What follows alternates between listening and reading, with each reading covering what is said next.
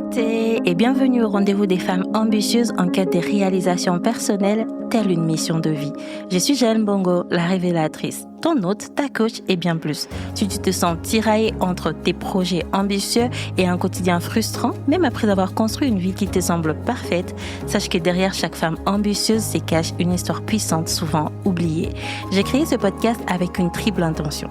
Te révéler comment décoder ta mission de vie grâce à ton histoire personnelle, t'accompagner à transformer ta vision en réalité concrète, finir de tourner en rond malgré ton organisation et tous tes efforts, et enfin t'inspirer à créer une vie selon tes propres termes, celle d'une femme libre, alignée et pleinement épanouie. Si ces mots résonnent en toi, alors crois-moi, tu viens de trouver ton podcast idéal. Abonne-toi et laisse cet épisode devenir ta propre révélation. Bonne écoute!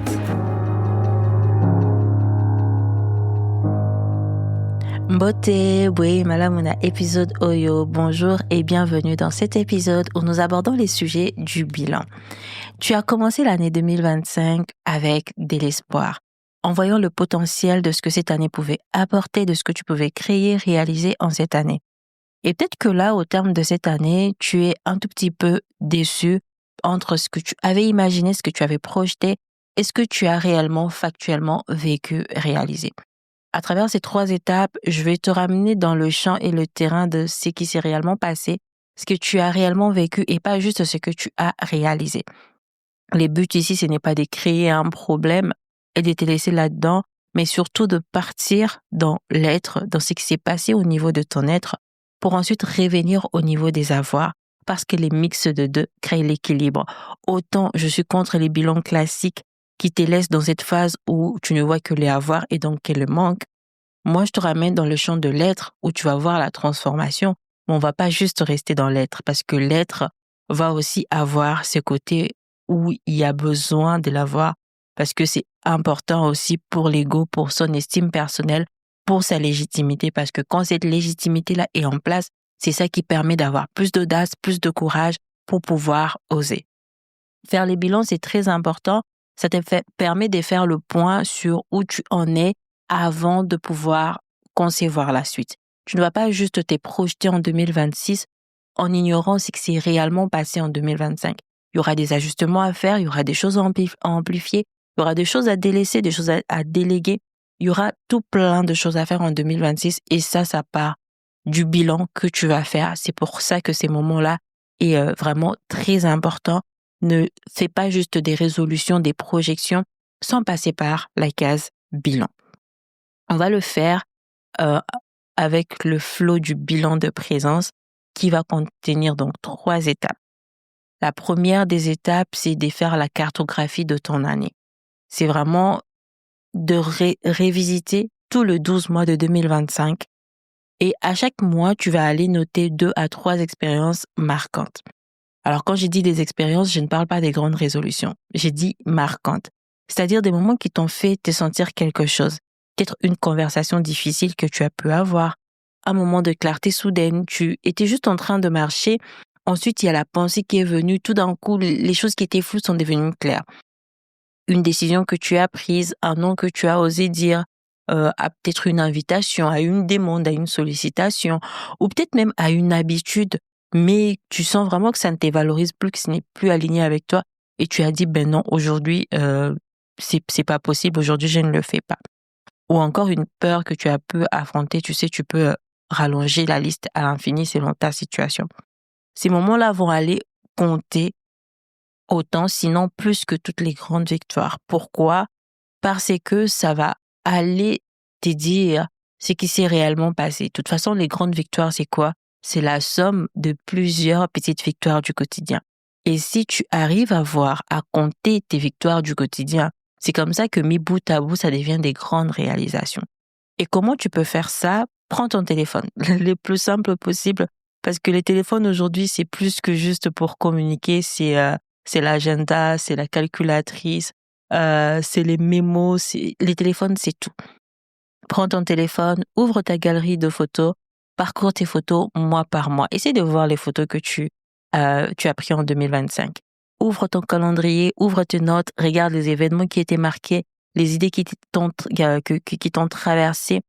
Va sur ton application bancaire, regarde les dépenses que tu as eu à faire cette année-ci. Je sais pas qu'est-ce que tu utilises d'autre dans ton téléphone. Vraiment, parcours ton téléphone, fais comme une rétrospective de l'année 2025 sur ton téléphone. Tu peux le faire sur ton ordinateur aussi et sur tes notes si tu es plus manuel que tu écris à la main.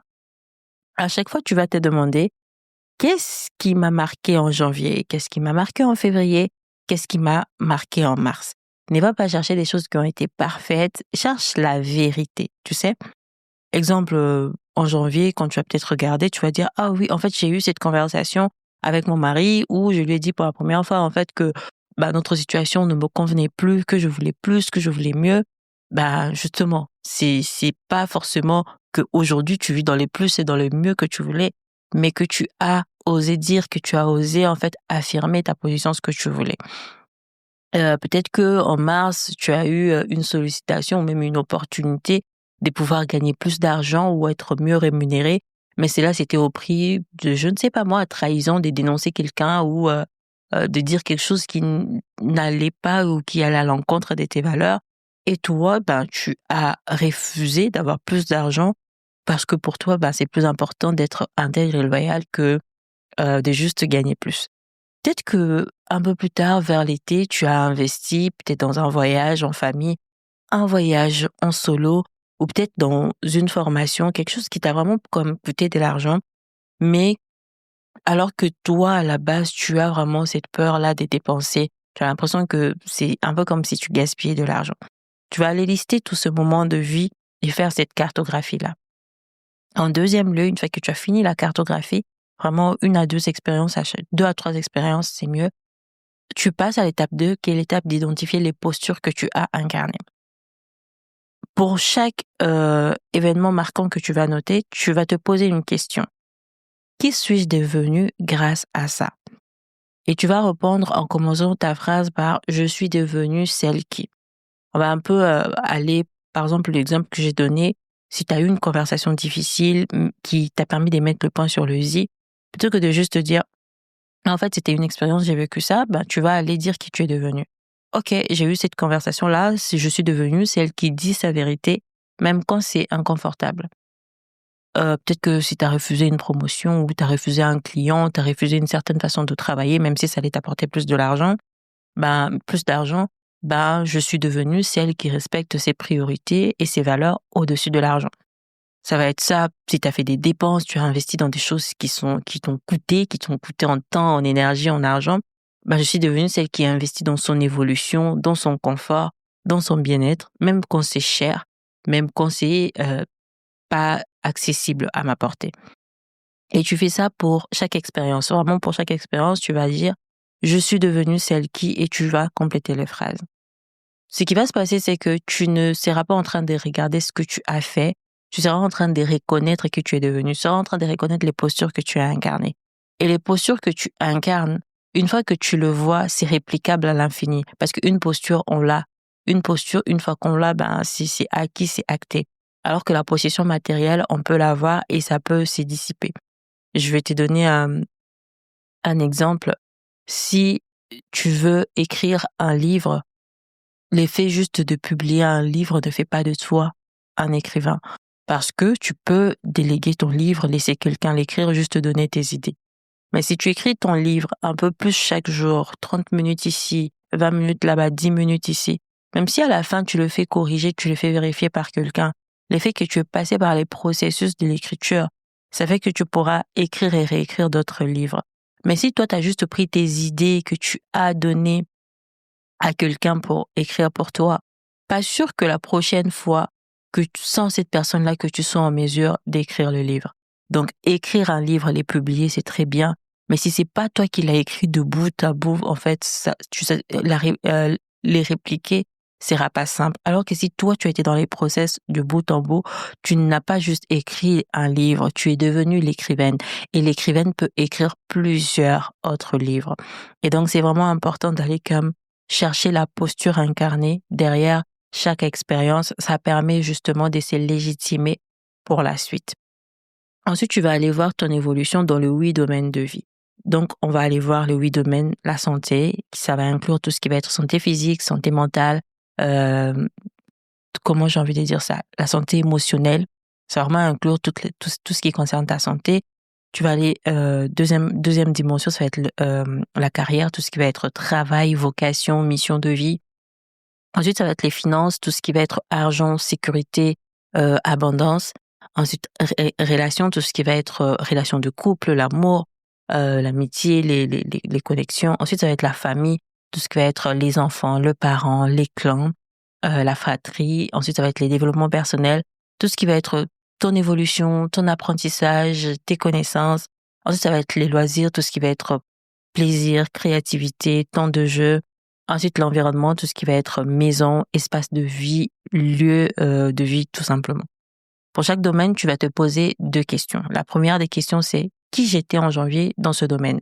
Tu vas prendre le domaine de la santé, ta santé physique, ta santé mentale, ta santé émotionnelle. Tu étais qui en janvier dans ce domaine-là? Ensuite, tu te demandes, je suis devenu qui en décembre dans ce même domaine?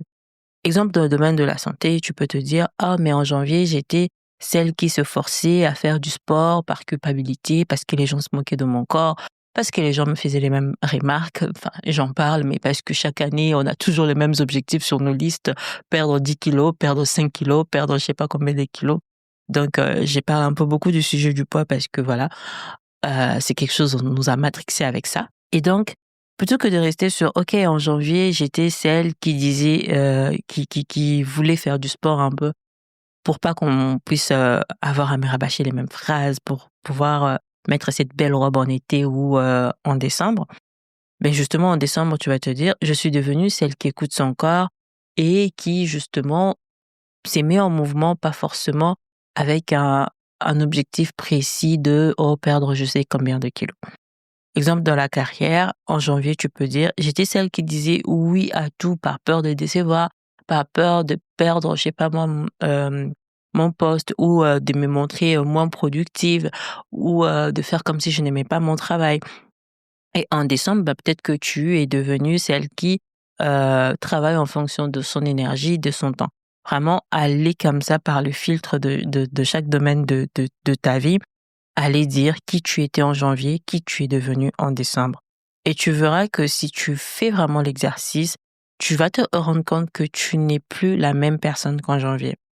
J'ai mis quand même des œillères ici.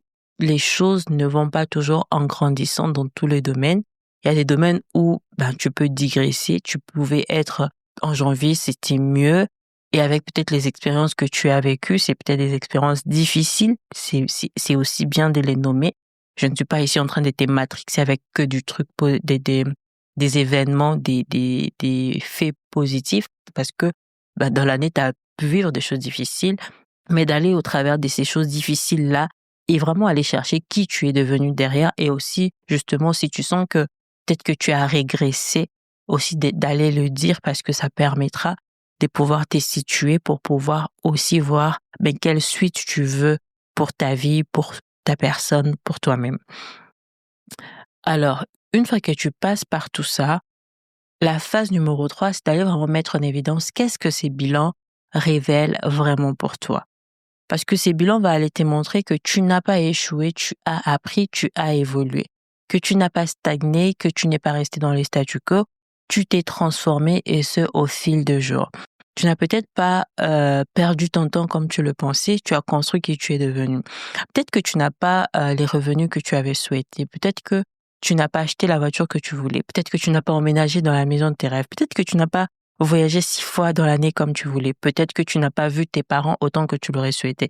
Peut-être que tu n'as pas été avec tes enfants autant que tu aurais souhaité. Peut-être que, tous les peut-être possibles et envisageables. Mais le fait que dans le chemin, dans le parcours, en vivant cette année, en vivant chaque jour de cette année 2025, tu es devenu quelqu'un. Et le tout, c'est vraiment d'aller le reconnaître, d'aller les valoriser. C'est ce qui te permettra aussi de pouvoir créer la suite que tu veux. Parce que si tu arrives à avoir de la gratitude pour ce que tu as vécu, je ne te force pas à avoir de la gratitude, mais si tu passes par ces processus-là, tu vas avoir de la gratitude qui vient naturellement pour ce que tu as vécu. Et cette gratitude-là va comme te porter pour pouvoir te projeter dans d'autres possibilités. Mais si tu vois que le mal, tu vois que tout ce qui ne va pas, tu auras aussi du mal à te projeter. Sinon, tes projetés sera qu'une fuite déguisée. Et donc, c'est vraiment important pour toi.